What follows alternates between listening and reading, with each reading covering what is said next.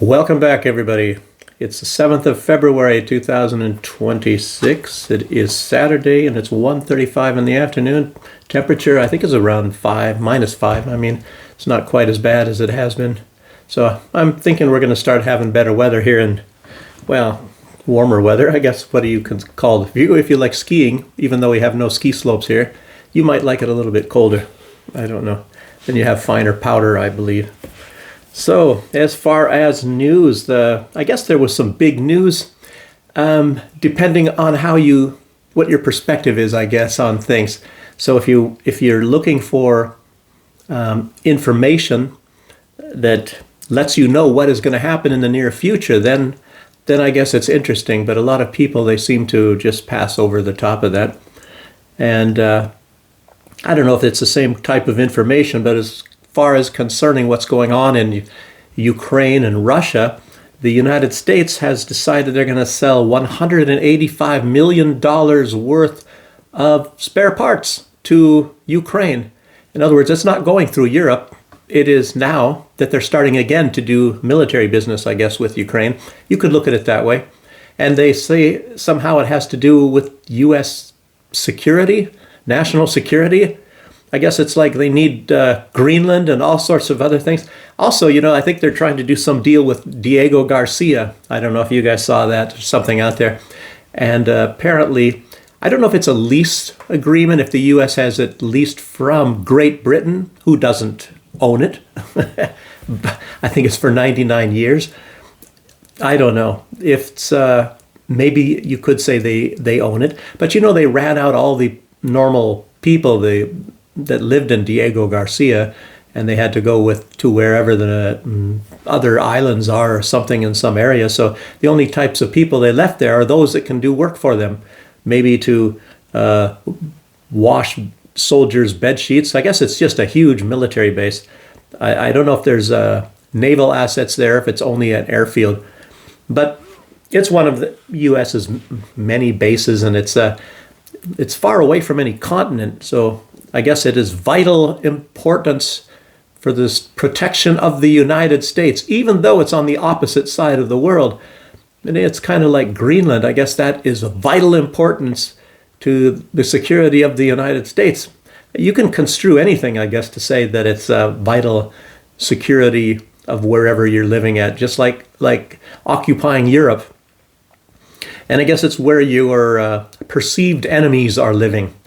And Donald Trump, even though he says, Russia's not an enemy, he doesn't see it anyway with his new national security stance, but nevertheless, he is still acting as if they are, and he comes out and says they are.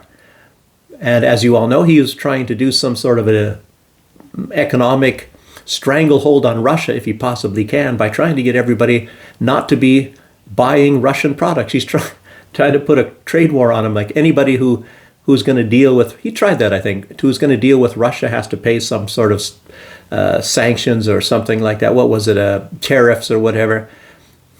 And I think he just now dropped his additional tariffs on India. I think that was just yesterday. He was trying to add another 25% onto the tariffs. Trump and his tariffs, who can keep track of all of this? I mean, anytime he wants any other country to do anything, he starts talking about tariffs, or when he gets angry at something, tariffs. I mean, it's the biggest tool in Donald Trump's toolbox is tariffs, we all see. But I don't know if he can put any more tariffs on Iran or Russia. Well, Russia, he doesn't have tariffs necessarily. That's a very strange thing, but he's got, I guess what he does is he puts secondary tariffs. Anybody who does business with certain countries, he puts tariffs on them. And it's the same way with Iran. He just puts some kind of a tariffs. Everybody that has, I can't remember, I might have even written it down here, but I just saw it was some interesting news. Anybody who does business with Iran has to pay higher tariffs. Talking about, it's incredible. I don't know. Did anybody else ever really do that? At least not to the extent of Donald Trump. I don't think anybody did. This guy, I don't know. It's a sick thing. And, well, I'll get to Scott Bessant, purposefully destroying Iran's currency. But first, there is some more important news, and it's out that the United States is conducting very many meetings with all sorts of different types of opposition groups from Iran in the United States. And I think it was in Florida, if I'm not mistaken, doesn't matter. But they're having a lot of these meetings and trying to find who they want to put in charge of Iran when they somehow can do regime change. So what does that tell you? It tells you that something's going to happen, that they're still, something's going to happen to you. They're still trying to get rid of the present government of Iran. It's anything that's going to happen is going to be some sort of a decapitation. They're trying to, I don't know, what is it, the Ayatollah they're trying to get rid of? And he's the spiritual leader. So they have a much different system in Iran. And I think the U.S., as you know, unfortunately, I have to say this, but a lot of these people in the government, they're about as intelligent as a box of bricks. They don't really understand on, they have experts, but maybe a lot of the time they don't even listen to the experts. It goes to show, even just like Tulsi Gabbard, and she talked to all of her intelligence people, and there is no evidence, just like from the IAEA, no evidence whatsoever, absolutely zero, that Iran is trying to build a nuclear weapon. But Donald Trump, he bombed them because he's trying to stop them from building a nuclear weapon. And Israel has been saying that, I think, for my whole adult lifetime, that Iran is like 2 months or 2 weeks away from having a nuclear bomb, and that's been a long 2 months. It's a long 2 months. And if I'm not mistaken, I think there were whisperings maybe back in the 1980s, the late 1980s, of course. I think it was like 1989, I guess, like the George Orwell type time. I don't know. So, yeah, I guess partly involved in these talks trying to find a new leader. So, in other words, they're not trying to put in whatever this grandson of the Shah is, apparently. Or maybe they're trying to just get a whole bunch of other people as ministers or something. Maybe the guy's going to be just some kind of a figurehead. That's very possible, but somebody who's going to be running the government. Maybe that's who the U.S. is looking for. Jared Kushner apparently is involved in this as well. I don't know if he heads it or if he oversees it or if he's just a contributor, looking and nodding his head up and down or something. I have no idea, but somehow he's involved in this as well. Yeah, but it tells you so much that they're trying to find somebody else to take over there. And the United States, they just had these negotiations that ended yesterday in Oman. The U.S. has been granting some kind of concessions to Iran, like agreeing to have the meeting in Oman. And then there's some other little things. But it's normally the United States would balk and kick about anything. And they want to have their way, no matter what it is, even if it doesn't matter. They want to have their way, especially, as you know, Donald Trump is a guy, he wants to control everything. He's even said as much. So why would they give in on this? It's to me, it means that they're just playing along, and it's a big stall. I think it was a video from Jackson Hinkle, and he is pretty savvy on what's going on in Iran, and if you really want to get some good information, you should watch Jackson Hinkle's videos. And he was saying the same thing, that it looks like they're trying to stall. The U.S. is just trying to stall. And for what? It's not very, very difficult. Well, I'll tell you now. I'll tell you. I mean, since you are begging me, it's the U.S., I think they're still not happy with the firepower they have there. Of course, the Lincoln and the destroyers, and there's even Coast Guard. The U.S. has even Coast Guard ships there in the area. And of course, they're not in the Persian Gulf. They're in the Arabian Sea. And of course, even further outside of that. And in case you don't know, I guess what is it? I keep getting, it's just the Bush, the USS George Bush carrier strike group is also on the way. And I was looking, and I tell you what, trying to find information, and I'll get to that. I'll get to what I was looking, and it was like Google what they say. I'll go further into that, but there are other aircraft carriers that are going to be involved. So I spilled the beans a little bit too early, but I'll just keep on going, and I'm going to get to that a little bit better. What a search got me talking about other forces that are on the way there, and a lot of other. They're still building up. In other words, so yeah. So the result of the negotiations that they had was that they're going to have more meetings. I mean, that's real productive. It's a real productive. So we have met and we have decided. It's kind of like these, who are those people in Lord of the Rings, those trees, that go around and they have these debates for an hour long. And then I guess the debate ended that they should have a debate, like something like that. It's those trees. And I think two of those little hobbitses are up on top of the trees and falling asleep. And anyway, they do things really slow, I guess. I guess that's kind of what's going on there, but it's a stall tactic. That's the whole point of it all. And the U.S., like I said, they're stalling because they keep on sending more assets there to the Middle East. I guess it's maybe just so it's that people can relax a little bit. They can kiss their wife and their kids goodbye and say, well, I might be there for a while. Who knows? And, that's about it, instead of just rushing off. Like in Delta Force, it's what you do is you get told, and you don't have a chance, and you don't get to meet your wife. You just get told, and then you're locked down for like 6 months until you're doing a lot of preparing for a lot of these missions. And they use the best information that they know, and you train in those ways. And you don't get to say goodbye. I think there are certain people, and I guess they approach your wife and your family and say, well, he's, and they expect it, that it possibly could happen, and you have some kind of a mission, you're sent out somewhere to assassinate somebody or things like that. It's which is normally about what it is, some sort of assassination thing, and you have to try to make it look like, it was an accident or whatever. Some terrible stuff. Navy SEALs, I have no idea how that works there. I was in the Army, so I don't know how it's probably the same thing. So, but the whole idea is that you can't spill the beans or something, that something is going down, because you might have some operatives and they might have gotten, close to your wife, the wife of some big terrorist or something, and they hear something's going on and they'll know what it is, so they can send out signals. That's what I guess it's all about.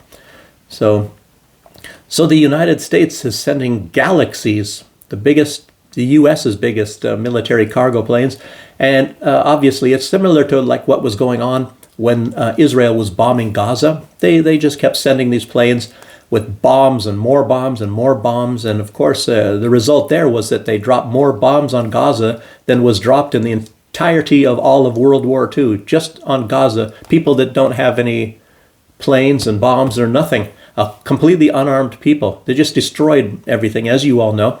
Nobody really even knows how many people are dead, but they said they have, I think, found what is it, 70,000 dead people that they have the bodies for, and there is, I think, over 400,000 people missing, so they don't count those people as dead.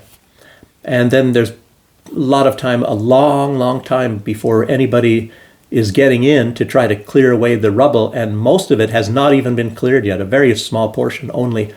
So there's still a lot of dead bodies, and you might find some bones, but I'm wondering if they just find bones and there's no way to tell who those people were.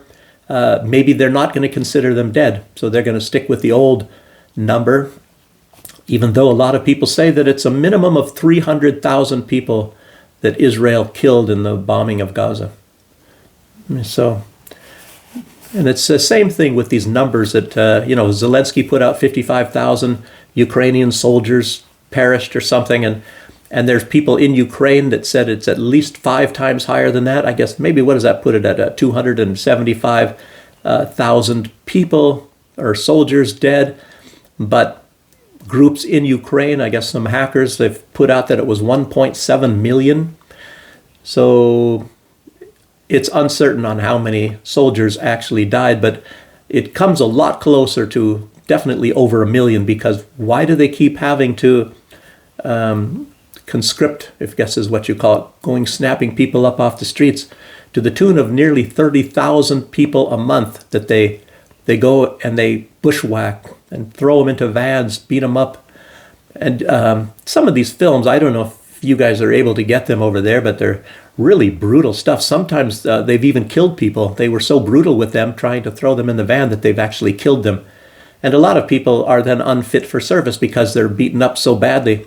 And, I was seeing them where they're grabbing somebody and then they just start kicking them as hard as they possibly can. I don't know where, in the face, maybe in the back, I don't know.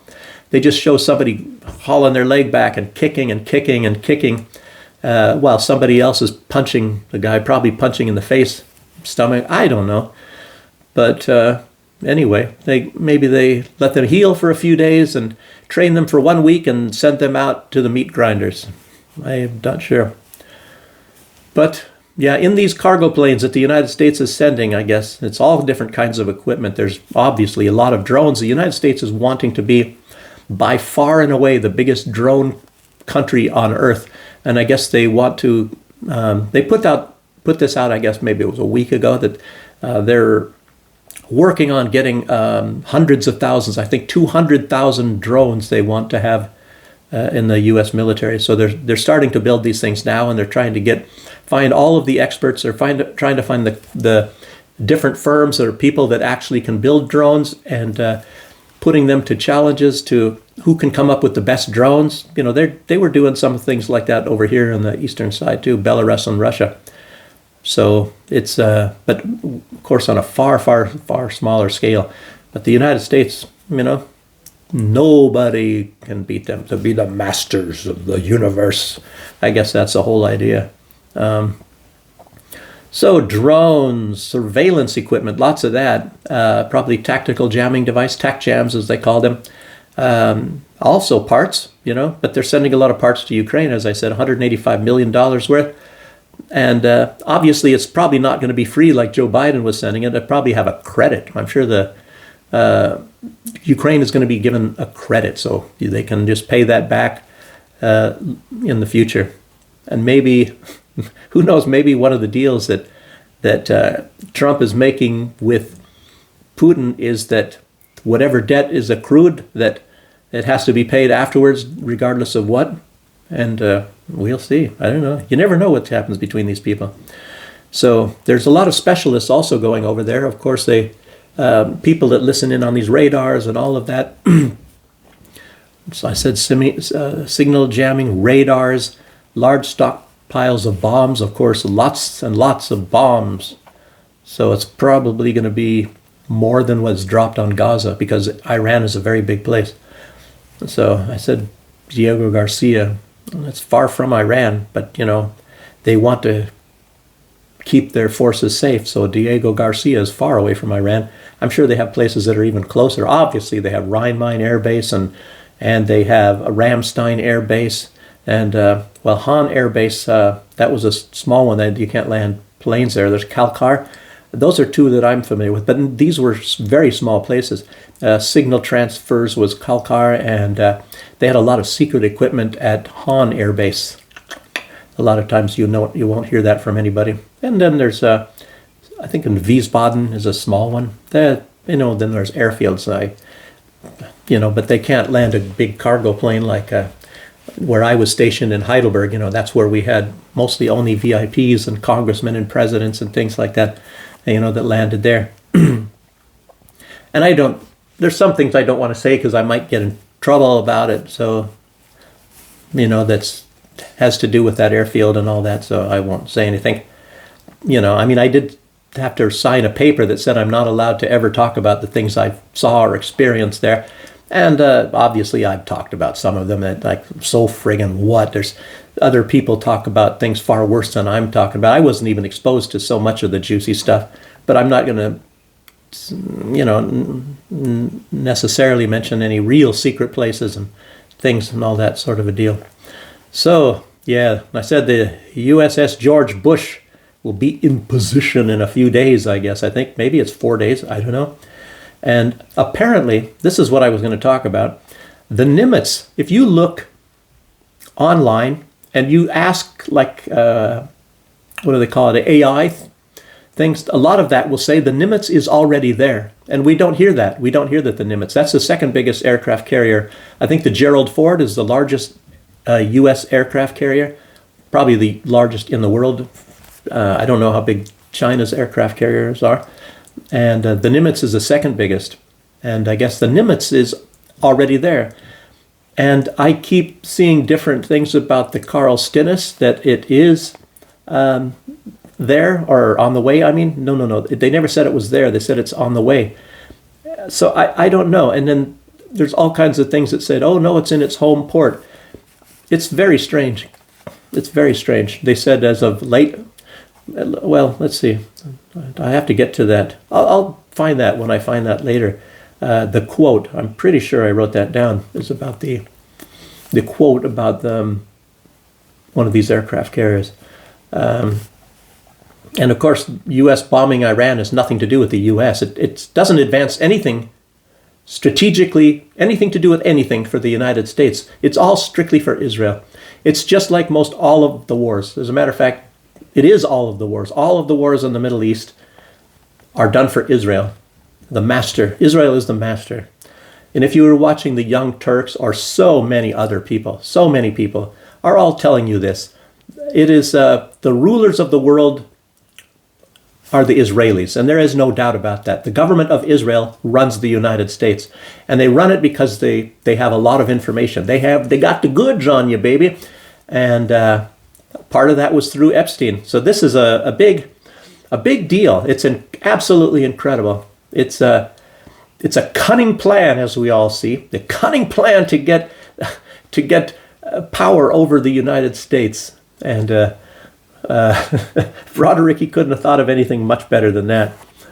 And wow. And they have a great intelligence service. Like I said, that book, well, 2 books that I read, Every Spy a Prince and By Way of Deception. And it's how even Donald Trump, you know, when he said in 2 occasions, and nobody took it serious, that he was he says the first Jewish president, when actually the first was actually Lyndon B. Johnson. But Donald Trump, you know, being a Jewish president, you can see that pretty much the way his modus operandi is almost like he was raised a Jew. And normally you would think it doesn't matter if you're a Jew anyway or whatever, but how sometimes you are raised, you know, and it's how you actually do things, like Epstein himself, for example, and getting leverage, getting the cards. You don't have the cards. But when you get the cards, I guess that's how you do it. You got to get the cards. So I don't know. What else do I have to tell you about Donald Trump? How he does things. So, well, and I already said that there's no intelligence on Earth that has any kind of evidence or proof to show that Iran is building a nuclear bomb. So that's just a big crock of bull, so that everybody can feel, oh, okay, well, yeah, okay, we're doing something very good. Yeah. It's the real truth is, you know, it's not like you're going to feel good. Oh, well, we stopped somebody from getting radical people who are always attacking everybody, which of course they're not. They're probably a lot more, what do you say, rational people in Iran than they are in the United States. It makes you, how many times has Iran attacked anybody, or how many, you know, bombed anybody? And the U.S. is the only country in the history of the world that has used nuclear bombs against a civilian population twice. Nagasaki and Hiroshima, of course, against civilians. There were no military there. That was they were bombing it maybe as an experiment. So, yeah. The Hanford Project. You know, and I've been, of course, by that area. I've been just kind of like outside the gates. It's really weird. You'll see the plants there. It's like, it's like a desert area where Hanford is at. And it's like the plants are all kind of a different color there. It looks even kind of lifeless. So you go through the Ellensburg area of Washington State and keep a little bit going. And that's when I told you I went to this place and I think I was interviewing or looking at a place, you know, and kind of interviewing for a job it was a prison, because I worked in a prison for a while as well. And it was a promotion job. So it's a prison, small prison out in the middle of the desert called Coyote Ridge. So anyway, I don't know why. I think I might have been offered the job, and I turned it down. Yeah, and I guess when you turn down two of them, you don't necessarily get sent out to many of these places anymore. So I didn't. I don't know. Maybe they didn't send me to any other places where it was. I think it was a counselor, being a counselor, counseling inmates or something. Anyway. I think I was trying to get to some certain other places, but anyway. I did so well on the test that I could have worked anywhere, as long as you pass the interview of any various prisons or something. So let's keep going. What else here? So Israel's reason for wanting to destroy Iran is obviously because Iran is the strongest force opposing Israel's conquest of the region. Their plan to reach Eretz Israel, Greater Israel, and I don't even think they actually have real borders for how big Eretz Israel. I think they would just probably try to keep on going. And it's all of these different ways of colonizing or gaining territory. You see Donald Trump's trying to, take Greenland in that way, in his own way, I guess I would say. There's nobody to fight there unless there's not even any penguins, maybe a couple polar bears. And what is it, 56,000 people or 57,000? And, they just want to mind their own business there. But, I don't know. It's not like they're going to pick up guns. None of those people are fighters. There's no military really there. I think they sent 15 people from Europe. Oh, that's pretty scary. I don't know. 15 altogether. Wow. But, yeah, anyway. They're trying to Israel's trying to build their Eretz Israel, for the most part, at everybody else's expense. Particularly the United States, using the United States military and for Americans to die. Sure, there's some Israelis, when they're trying to take Gaza. I don't know, maybe they couldn't come up with a justification to get the United States to attack and bomb Gaza for them, or the West Bank, so they're having a time trying to do that, yeah. And when was the overthrow of the Shah? The United States, of course, did that. So this has been a project in the making for a long time. And that was in 1979 when Khomeini became the leader of that, when the Iranian Revolution. And yeah. But besides the fact, the U.S.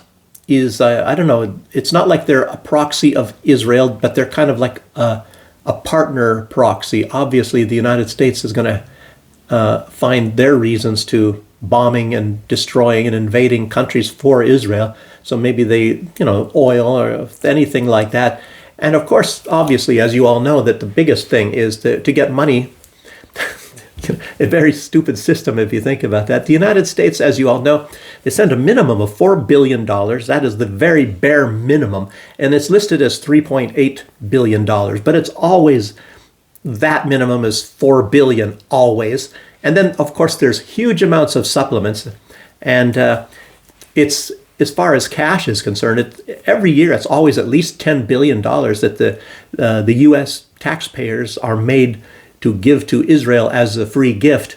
And then, of course, there's all sorts of other things, too, and lots of other ways. And it's maybe not necessarily money, but it comes in other different forms. Thank you very much, the American people, for all of this money.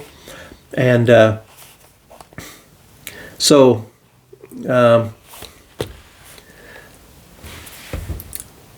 it's, I don't know, what was I going to even say?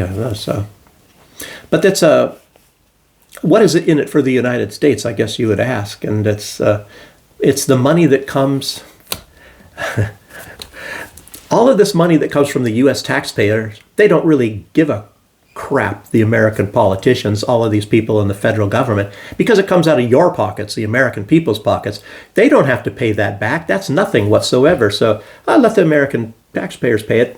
That's not, they're not unified, so they're not going to come and get pissed off unless you're Thomas Massey, and Elon Musk. He was shut up, and smacked down pretty fast. Anyway, and I don't know. He's, I guess, had a little bit of a lesson on how the United States government works, and he's thinking he's going to save some money. And of course, they ended up even spending more money, and so does Donald Trump. So the debt isn't going down; the debt is actually going up higher under Donald Trump. Imagine that. And even if they're not sending it to Ukraine, I guess they're just what is that? What's that word? Sending it somewhere else anyway. And but obviously there's a partnership, because the money that all of the American people are sending to Israel, it comes back, and of course, and it buys the politicians. And I've said a lot of times on this channel that the Israelis themselves, they say it's cheaper to buy an American politician than it is to buy a tank. And there's all these different phrases. I'm sure there's a lot more, like the one I told you that what was that? Oh, I just had it in my head, and I don't know what it is when you're sitting here talking and you're blabbing your mouth. You forget things. It was it was about the because these are actually excellent quotes, and they really tell you exactly what's going on. And some reporter once asked an Israeli official, probably a very high official, and said, "Why don't you guys just become the 51st state of America?" And the Israeli official said, "Aha! Each state, no matter how big or how small, every state in America gets 2 senators. That's why there's 100 senators in the United States upper house, of the government. There's 100 senators, and so each state gets 2, whether it's Rhode Island or Texas or Alaska." And they said, right now, Israel, we have 30. So why would you want to become a state? Otherwise, they run so many senators that are, look at Ted Cruz. Oh, those who bless Israel shall be blessed. So Ted Cruz will do everything, absolutely everything for Israel. And there's a lot more of them. And like I said, Sybil Edmonds, when she was a translator for the FBI, she had found, that was one way she became actually very popular, because she had uncovered, I don't even know the woman, you could look it up, and there was a senator, a woman senator, and she uncovered that this senator was doing things against the United States, but for Israel. In other words, she could have just as well been a loyal Israeli that really hated the United States, but yet she was a U.S. senator. And Sybil Edmonds was putting out this information, and she was smacked down. Not the senator. Sybil Edmonds was smacked down by the U.S. government. It's because they all know. They all know, and they all work for Israel. Israel owns the U.S. government. There are very few people like Thomas Massey, and there was Marjorie Taylor Greene, and she was actually pushed out by threats on her life, so she left. But you have to be subservient to Israel, or you virtually have no chance in the United States federal government. I mean, that's absolutely frightening if you want to think about it. And everybody knows that, and that is the truth. Everybody knows that's the truth. Man, let alone the Federal Reserve and the banks and the media, all of the news stations in the United States, and the entertainment industry. And it's really, then they sit back, and if you saw some of these Epstein files, they talk about the goy, that the goy are so stupid, which means the people that are not non-Jews. And these people, they just continue, and they're not even going to prosecute any of these men that they found, and I don't know, at least half of them are Jewish men. And these girls, and like the one alleged girl that wanted Donald Trump, apparently, to wear a condom, and he didn't want to, and he put a suit on and threw a bunch of money on the bed. She was only 12. And there was one that just surfaced, somebody was talking about. Yesterday, let me give you a little background on that. Yesterday, somebody was talking to a high official in the Department of Justice, and I think the guy was actually saying that they're not going to release any more of these Epstein files. And that doesn't mean that these 3,300 or whatever no, I mean 3,300,000, I believe it was, pages that they still have. It doesn't mean that those are all of the worst ones. Although you can bet that they're a lot worse than the ones we've already seen. But probably the very worst ones, they've probably set fire to, and then shredded and then put fire to. And we'll probably never see those. Those are the really, really bad ones, even though there's a lot of bad stuff in these other ones. Cannibalism and all sorts of things. I've talked about it already in some of these videos, and it's like, I don't want to get too graphic. And you guys have been seeing so much information. I don't know what they're showing in the United States, but most of these names are redacted. And one file, and it was very, very simple, and they redacted the names of who it's from and who it's to. But they just showed what the message was about. And the subject, virgin. And the context, 11 years old. So, what was that about? And then the Department of Justice says, this high representative person I was just now mentioning to you, we don't know who these people are. Oh, even though we redacted the names of who sent it and who got it. And, but we don't know. If we knew these names, we would prosecute these people. And it's like, yeah, well, how come all of the names are redacted on these emails? And there's a lot more information, obviously, that nobody is getting. So this is all nothing but a dog and pony show. It's a big facade. It's a big lie. They know who these people are. I guess the whole message is trying to say, we're not going to prosecute any of these people. We're going to let them all go scot-free. Because there could be serious implications if we tell who all of these perverts are. And you, the regular useless eaters, are just going to have to sit back and take it. You're going to have to, wonder if one of your daughters is going to end up on an island and, doing the bonka with all kinds of different rich, stinky businessman, fat guys and things like that. Or, maybe not. Maybe you'll never see her again. Like a lot of them disappeared from there. No, but everything is okay. Don't worry. If we found something bad, we would prosecute the people. Yeah, right. I mean, it's really sickening and makes you wonder what the rest of the world is thinking when they're looking at the United States, seeing what kind of a society we have. And it reminds me of the old days, when they're Soviet Union and, the East, or the first world, second world, third world kind of stuff, and how they were telling people over here in the Soviet countries that the people, not maybe they, I don't know if they're referring to everybody, but that there was a decadent lifestyle over there. And like I said, Maria Zakharova said that it's like a real vampire's ball, a lot of strange people doing some really wicked and terrible things. And we, the people, we're nothing but like maybe cockroaches or weeds, or maybe just a nice little cherry to be picked off the tree and be eaten. It's really something, I don't even know how to equate that, what they probably think of us. These very rich people, that they are somehow much different and much better than we are. They are the master race. They are God's chosen people. They are the exceptional people. As some of these, I guess maybe what you would say, really, truly Nazi-ish types of people. No, that was Obama that said the exceptional people. I don't know. I tell you, I'm sorry. I don't really feel any kind of a compassion towards a lot of that class in the United States anymore. And I don't know, I think much differently anyway. I'm not out to try to get myself to be the richest man in the world. We have this nice room. I made this nice room. We wanted some nice place. The other rooms are, it's not so. We got some good things and things what we could afford and all that. But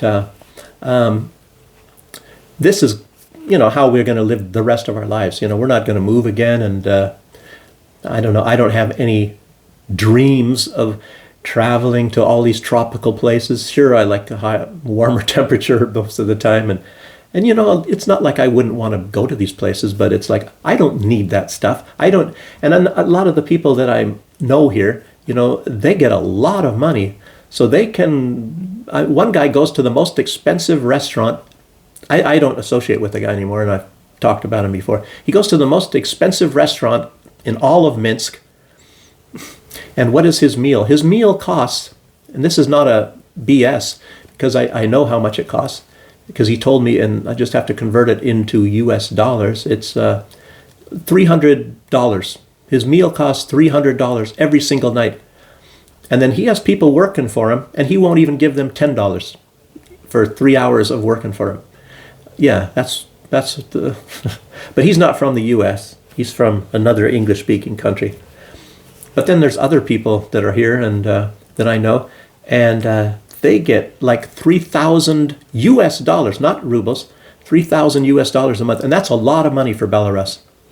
So, and I get 200 rubles, which is maybe $60. That's my, and I don't get it from the US. I get it from Belarus, even though I only work 5 months here, because that's like a minimum, I believe, and they give it to me. That's absolutely incredible. The US won't give me anything. So that's the West, I guess, the big rich Western countries, And so here, the moral of that is they really do care about people in a lot of these other countries that you are told are evil and bad countries. So prices are lower, things like that. They really try to do that. And then they try to poison the people's minds here to try to make them think that everything is better and the politicians and everybody loves you much, much more in the West. It is the most amazing psyop that you can ever imagine. So that's just one of my messages, because I have come to notice that.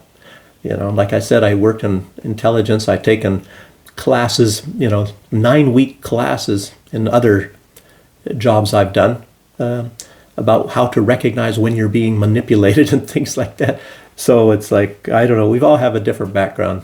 I'm just letting you guys know that I don't really approve of this, and I see what's going on, and I can't get inside your head and, show you the things that I've learned and seen in all of my years. And a lot of you out there, a lot of experienced people anyway, so you know the whole deal.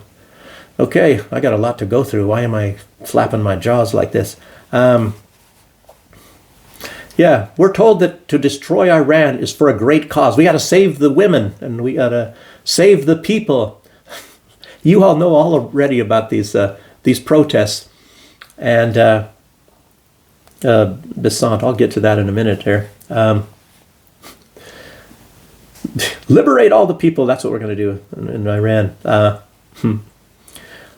they're just trying to find reasons for us to support, bombing the crap out of the country, destroying their life over there, destroying their government, destabilizing it, just like Libya is and other places.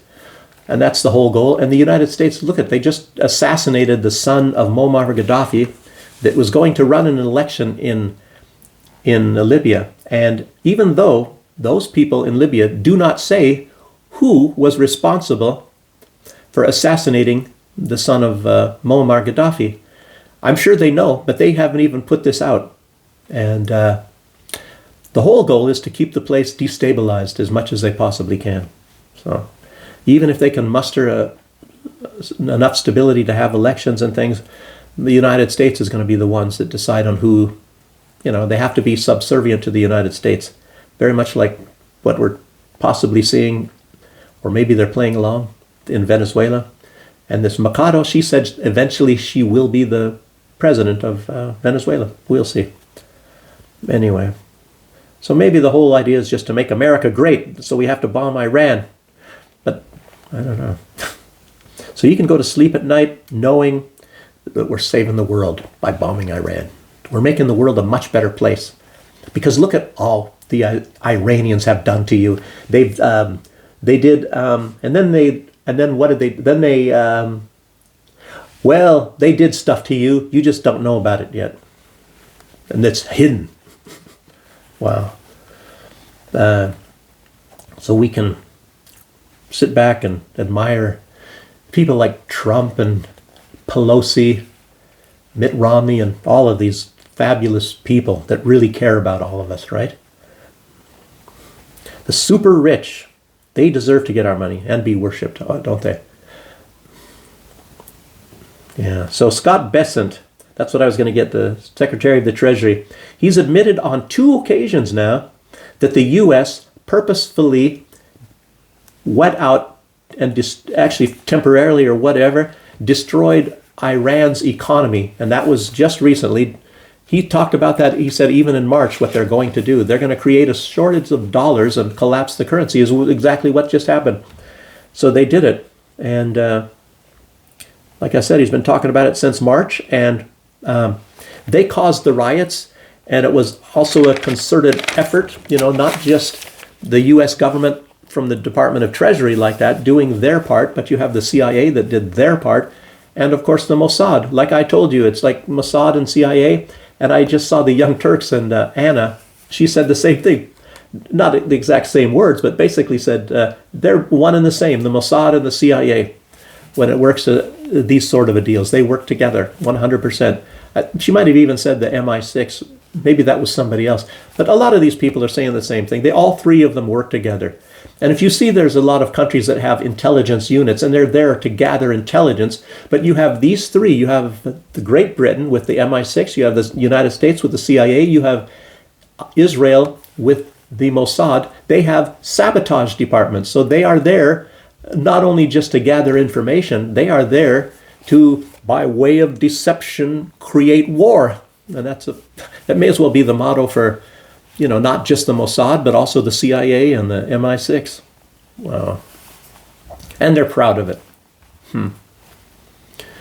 And Basant is actually proud that they did it this way. And, they killed, I don't know, was it 4,000, at least 3,000 people. And of course, obviously, most of those people were killed by the Mossad and CIA. But I think he was actually alluding to the fact that if they would have tried to do this the other way, they would have killed thousands of more people by bombing Iran. And then it makes you wonder, well, why do they have to do it anyway? These people are not allowed to have any sovereignty, as you see. Nobody is allowed to have sovereignty. You are to be subservient to, not the United States, to Donald Trump. Donald Trump, he almost even said that he is going to decide on what happens to the oil of Venezuela. It's like, because there is no law that says, when we, in the Constitution, when we in the United States go in and overthrow a government in a country, the powers will be granted to this branch of government, to this little office, to steal the resources of this country and, put it in our coffers. It isn't written anywhere like that. It may as well be, but it isn't. So Donald Trump says, I will decide, the master of the universe. Of course, Israel is, but I am their proxy. I am their governor. I'm the governor of Israel, of Netanyahu. Yeah. Oh, yeah, it was this, I was talking about, Trump lifted the sanctions on India, apparently, and I don't know, because it's been recently put on there, and it's supposed to be as long as India buys oil from Russia. But as far as I know, they still are, but I'm not positive. And now apparently Trump said they made an agreement that Iran or India is going to buy their oil from the U.S. So maybe that is the reason why he lifted the 25% of the sanctions. So maybe I think India only has 25% sanctions against them now. But now Donald Trump added 25% tariffs on any country trading with Iran. So maybe that is the trade-off. I don't know. So what else do we have here? Okay.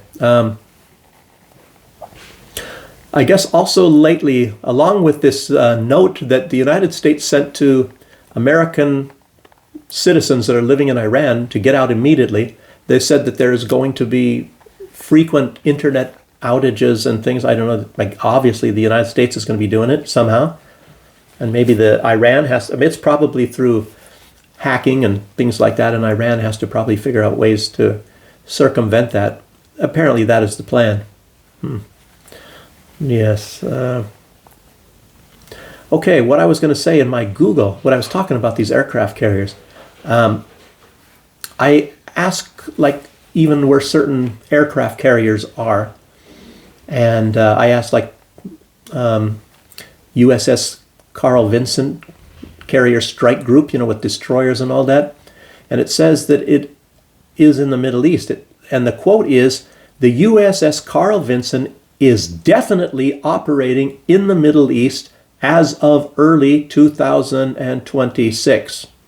Maybe that's along in the same lines that said that Jesus is definitely Jewish, which he's not definitely Jewish. And I guess it just depends, like I keep saying, is on your perspective. You know, Mary apparently was Jewish, and because Jesus was, you know, the son of Mary, and Judaism is a matriarchal society, that makes him automatically Jewish. And even though he converted to, apparently, to, well, not apparently, to Christianity later on, which I guess maybe became Christianity. You know, I'm not, like I said, I'm not a big biblical scholar, you know, and I guess there's even a book of John the Baptist. I wonder why that is not in the New Testament. Why do you have to go to the Gnostic texts? And as we all know, and it's a fact, but a lot of Christians won't agree with me, but it has been put out that a lot of things, you know, there's been some things missing in the New Testament and all that, and some things were certainly altered. Wording and all that sort of a deal. So, and I knew somebody once, believe it or not, that was he knew a lot of ancient languages. He even knew Sanskrit, and as far as I know, he knew cuneiform, but he knew ancient Hebrew and ancient Greek, you know, and he had a big long white beard, bigger than mine, of course, even. Looked, it's like Gandalf. I think he was, at that time, when I met him, probably passed, and he had his own Christian religion. It was a Christian religion based on more truth, is what they said. And I don't know how many members, and they don't have any church anywhere, any building, so they just, and then they're kind of racist in a way too, and they were inviting me to be in the church because of my complexion more than anything else. They go by this thing that says in the Bible something about having to show blush on your cheek or something, and those are the children of Israel. And of course, they're saying that the Israel, those people that are over there now, that is not Israel, has nothing to do with Israel. So there, I don't know. See, this was that's why too much of this stuff, and everybody's interpreting it their own way. So I tell you, I just stay away from that, and I only look at certain things that Jesus said that are absolutely brilliant, cannot be denied. And it's some of the wisest and most brilliant things I've ever heard, and I just stick with that. That's what I go by. And all the other things up, I don't say it's not true. I just say, well, I don't know. That's all I say. So that's about that. And there are very wise and brilliant things in the Bible. There is no doubt about that. But I don't know what was changed. So I don't just rotely believe that everything is true in there. So only the things that I can sit back and think about and contemplate and say, well, that cannot be disputed, so that is the truth. I mean, that's my opinion. I don't know, but you guys have. So it said the USS Carl Vinson is definitely in the area. So, and there is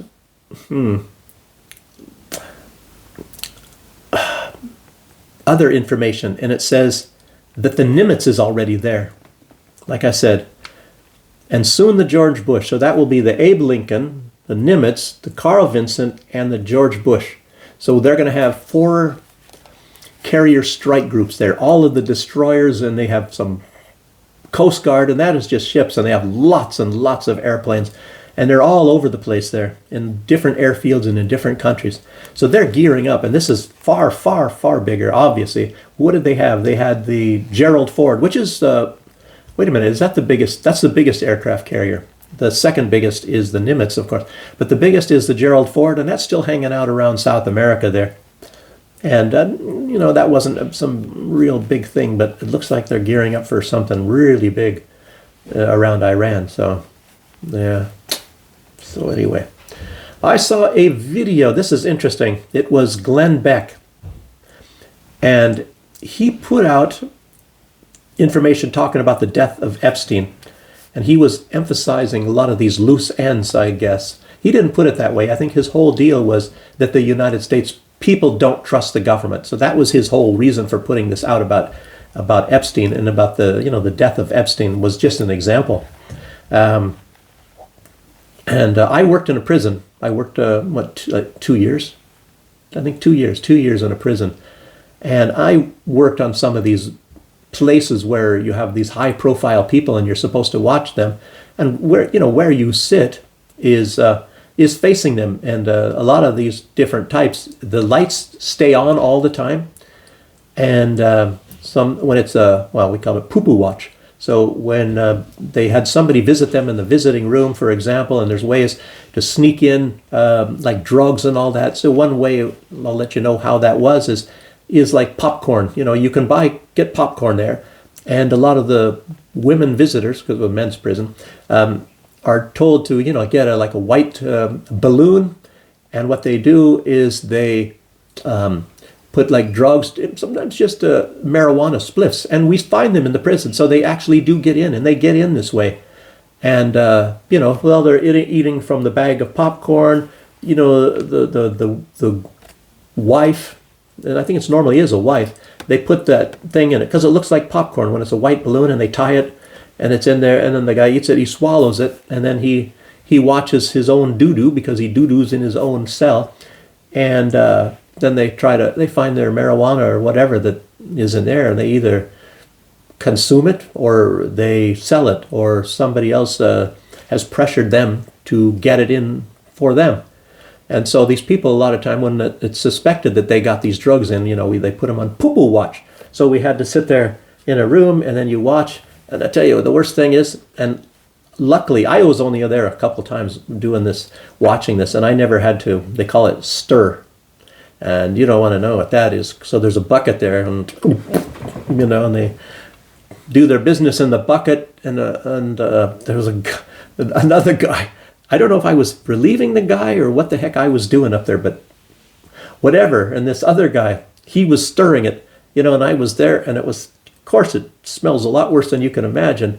And this guy was just about to, this other correctional officer, just about to woof his cookies. You couldn't, he was making all these really weird noises and stuff like that. There was nothing in there. So I don't know, maybe the guy got to leave, the inmate got to leave poo-poo watch or whatever, but they maybe just suspected it or whatever. But oh man, I tell you, not a nice job. But see, that's what I'm getting at, is similar things like when you have these high profile people, like it's the same as suicide watch. So when somebody is suspected they might commit suicide, it's also, the lights are on 24/7, and you sit there and you watch them, and they're in obviously in a jumpsuit and all that. And how the bedding is, it's not, they do it so they can't hurt themselves with it. And what they normally do is, since the beds are bolted down and they have 4 legs or something, so they take a sheet and they tie it on the farthest corner of the bed that's against the wall. They tie it onto that, and then they get underneath the bed, and then they do on their neck, and then they start pulling on it, trying to hang themselves. That's normally how that's done. But it's very, very difficult to do that. And obviously, anyway, let me get on to what Glenn Beck was saying.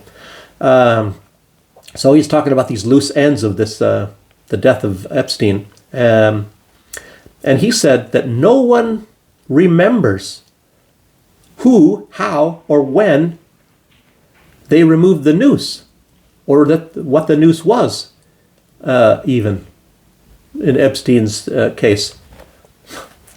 So who took it from his neck? Nobody knows. When? Nobody knows. And how? Nobody knows. And he said the fact that later a noose appeared in Epstein's cell, might have been sheets like that. I can imagine it almost had to have been. I don't know. How would the guy get anything else like a noose? And he's like isolated. He's like in an isolation cell. But anyway, so he said a noose appeared in Epstein's cell that was proven not to be what strangled Epstein. So that somebody planted something in there. And not to mention the fact that the cameras were off. And even afterwards, you would wonder that maybe they would turn the cameras on. They didn't even turn the cameras on. So nobody even knows how this fake noose got in there. So that's just a coincidence. I mean, don't be so Kash Patel told you already. He is positive. He was also positive about the Epstein files. And then for a while then there was no files. And now there is files again about come on. these people, I mean, they're fabulous actors if you really think about it. So they could even work in for the Mossad, I would think.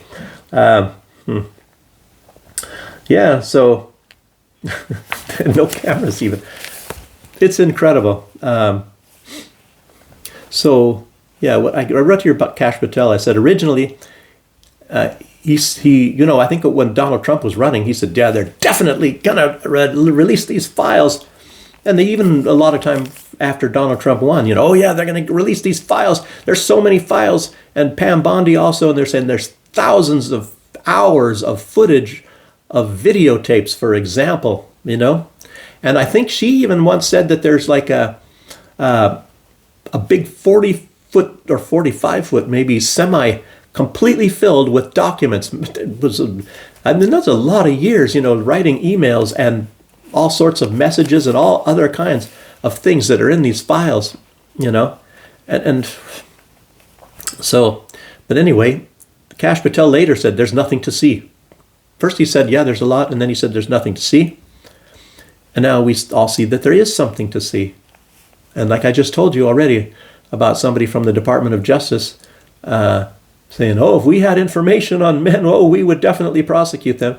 Well, what is that we're reading already here that has already been released, that you redacted the names of who sent and who received? What is that all about? You don't have the names, huh? Virgin, 12 years old, or 11 years old, excuse me. Man. Nobody's above the law. Oh, God. Why don't they look into whoever that was with Donald Trump? You know, the one that they said that Donald Trump, which mysteriously got in there. And they're talking about some of these files, I guess, that came in. There's this Tara Reid. She lives in Russia now, and she was on RT. If you guys don't know who Tara Reid is, she's the one that, I guess you could say, she accused Joe Biden of, you know, making sexual advances at her. I don't know exactly what happened or what the deal was. I'm not privy to that anyway, but she's living in Russia. She had to get out of there, I guess, death threats or whatever. And I guess there's other women too. It has to do with Joe Biden. And so she's in Russia, and she was talking a lot about like these files. And this was just yesterday, or was it even today? Might have been today. Might have been earlier today. But she was in an interview and talking about this stuff, and that there's not going to be any justice for these women, and she knows some of these women, so she knows who they are, she knows their names, and they're not going to get justice, and she said that. And it's really terrible when you really think about that. It's kind of like there's a lot of chauvinistic men, and maybe they believe women are not don't deserve certain rights or something, you know. I'm not even saying that, like somebody, who was that guy?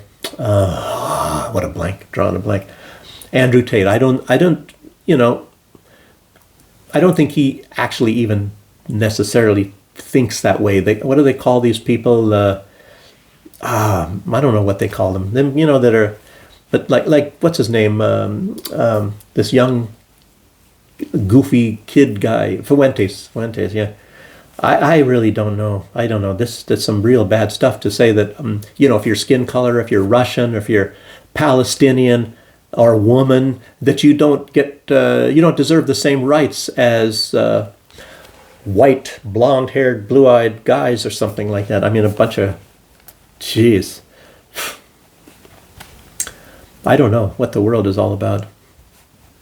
I guess you just have to be an elite. I guess then you get to ride. You get a free ride. Nothing's ever going to happen to you, depending on how high you are. I'd like to tell you, I've worked for some of these elites. I told you guys before, you know, when I was working for, you know, I don't want to keep talking like I'm bragging or something, you know, like a lot of the highest politicians and generals and all that, and you know, some little accident. One, like I was backing up, and then it was around a corner, which was very strange that the person coming down that street was going to go around. It's like they just went around the block. And I wasn't thinking, it's kind of a blind thing, and I'm going very, very slowly. And then somebody probably saw me and saw that I was going slow and said, aha. So they went and they got right behind me to make sure that I broke the plastic on their turn signal or something like that. And then they were going after me, but then I worked, they didn't know who I worked for. I'm working for the highest ranking person on the entire continent, So they found that I wasn't at fault.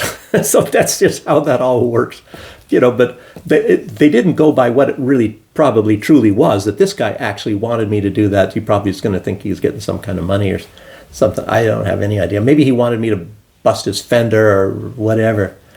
But and where this guy came from, why he was doing that, it's and I don't know. It doesn't matter. So. Like I said, we're not even seeing the worst things in these files. And anybody that thinks that we are, it's like maybe they're going to believe in the Easter Bunny too. So I hope you get some good eggs.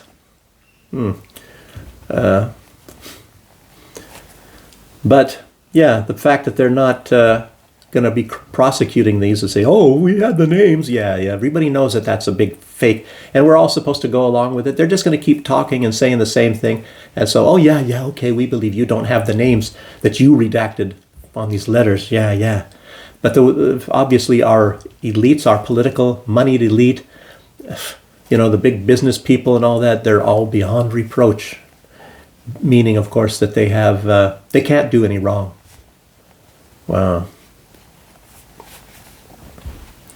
And obviously Donald Trump, the greatest of everything, he wants the whole world to see he's beyond reproach. And it's like, sure, he will say, I didn't kill all those people in Gaza. I just gave them the bombs to do it. So, but I'm beyond reproach. Yeah, so the world is, I think the whole world is run by two goals: to make Israel happy and to make the rich people richer. I guess that's the two world goals that we're all looking at. But if Donald Trump is acting that way, and I'm starting to wonder, why did he tear up the transatlantic partnership when actually that was going in the same direction? Maybe he wants to make it in his own image. Somebody else wrote it up. It was under a different administration, and as we all see, Donald Trump wants to get rid of everything that all the other administrations did. At least the Democrat ones, and then create his own, and so that Donald Trump has his name. That anything that anybody ever talks about, any kind of documentation or that does anything in the future, it's all going to have Donald Trump's name on it. I think that's mostly his goal. It's kind of sickening. I don't know, maybe more than kind of. And anyway, I've been putting that out anyway. That seems to be the goal. I don't know. Does anybody else mention that in other vlogs? What else was I saying here? He just finds out that says they're all flawed or something. They're imperfect and they have flaws, and he wants to write them even better to where the U.S. screws people over a lot more. The U.S. and the super elites. Okay. Yeah, and I was talking already about this. I think I mentioned it, that there was and it was an ambassador, I guess, put in by Obama. It's strange. Probably if it was under Trump, they probably would have taken that file out and it would have disappeared. But anyway, is some ambassador to Mexico, and he apparently got an 11-year-old little girl pregnant in 2000 during his time. I guess it was from 2011 to 2015, I believe. And, some acts were coming up in 2017. Maybe a lot of the information was coming up. And they did DNA tests. And the DNA test proved 100% that this guy is the father that had sex with this 11-year-old girl. And he still denies it. So I guess he was sentenced to time in jail, at very least, in Mexico. And it's a weird thing that he got some United States Marine to sit in jail for him. So he's out free running around. And apparently, or supposedly, there's a U.S. Marine that has taken his place, that Mexico allowed it for this guy to be punished for what that other guy did. It sounds like a pretty weird thing to me, if you ask. I don't know. Somebody else is in prison for what you did, and knowingly, and everybody knows it. Have you ever heard of anything like that? I don't know. I don't know if there's anybody in prison, to be honest with you. Maybe that was just done for appearances, because this guy didn't want to go. So they say that there's some U.S. Marine in prison there, but there actually isn't. That would be my guess. But we'll never know, will we? Wow. And I guess this guy that is going to be in charge of the United States, I don't know, winter, probably Summer Olympics in Los Angeles, California in 2028, he is implicated in the files. So the guy in charge, and they put even the letters up there. And it's, I guess, a steamy letter with Ghislaine Maxwell. So she, they're talking some pretty hot topics there. But obviously it's our kind of a code talking, I don't know. But you all obviously know what it's about when you're reading this file. I don't know if you guys have seen that, but it's, to me, Ghislaine Maxwell is an adult, and this guy's an adult and all that. So maybe nothing's going to happen. I don't know. It's two consenting adults. So to me, it's not a big deal. But anyway, just so you all know that it's there. The EU is preparing a total of $1.5 trillion to go to Ukraine. So the money keeps flowing. Like I just told you, 185 million in spare parts for whatever is going to Ukraine from the United States, and Europe is sending, and it's not all military, 1.5 trillion. I guess they listed it in dollars, not euros. So I guess it's dollars, $1.5 trillion. And 800 billion is for government operations and pensions and salaries and things like that. So it's running the country, the 800 billion. And I don't know over what period of time, it didn't say. But anyway, they're sending that to Ukraine just for government operations. I can imagine that's probably for a number, it might even be 10 years. It's a lot, that sounds a lot of money. But it's going to be magic, I'll tell you what. And very soon Ukraine is going to run out and they're going to need more. How do I know this? Very weird, I don't know. It's crystal ball. And along with that, with all that money going to just run the country that Europe is paying for, thank you, European taxpayers. And they're also sending 700 billion for armaments. That equals up to be 1.5 trillion US dollars, I guess. And what do the Europeans get for that? Austerity, getting poor. So they get all of their things cut over there. So I don't know, maybe they have to pay their pensions because it has to go to Ukraine. Gosh. I don't know. It's interesting, all of these financial costs, and you got to realize where a lot of the money is getting sent to. And I mentioned already yesterday, when I was mentioned in videos, even over a year ago, talking about a lot of this stuff, these laboratories that are in Ukraine, and all of this genetic stuff, and these birthing basements, and all of this, and a lot of that came out obviously in the Epstein files. So I was not talking out of my. Now I'll tell you what. If you look in AI, you look in the Google, and they'll say, "Oh, it's all Russian lies, Russian conspiracy stuff," and it probably still to this very day says that. So why did that come out? Why did Russia find all of that paperwork and expose it? Oh, they made fakes, right? While they're running through Ukraine, they decided to make some fakes there on the battlefield and all that, about all of this stuff. And I guess they sent the fakes. That proves that Putin runs Epstein, is because it's also in the Epstein files. Hey, incredible, huh? So, because Ukraine, as we all know, they're angels. The Ukrainian government, they would never do anything wrong. They would never do anything illegal. They would never steal anything. It's all fake. Incredible. Okay. Like I said, the last thing, is that the Department of Justice says that they don't know of any men. Some reporter asked that. They don't know of any men that did anything wrong in the Epstein files. It's incredible. Pay no attention to those men behind the curtain, I guess, is the whole deal on that one. Man, wow. A lot of sick stuff, but I guess that's normal. Yeah. Everybody does that, don't they? No prosecutions either. Anyway, everybody, it's a long video. Sorry about that. And I thank you all for joining me. And I should have said something in the beginning that said this is going to be a long video and it's a lot of juicy stuff, but I didn't do that. Anyway, so you guys should write notes, write comments and say, oh, this is a great video, so that everybody else will read the comments and watch the video. Otherwise, I won't. Well, Google gets rid of a lot of my views. I don't know, some here and some there. Towards the beginning, normally when the video first comes out, I guess maybe that's the most important time, because especially when you're putting out news things like this, because old news is nobody wants to read old news, and in 1 week, it's not going to be interesting anymore. Anyway. Okay, thanks for joining me, everybody. I'll see you next time. Bye-bye.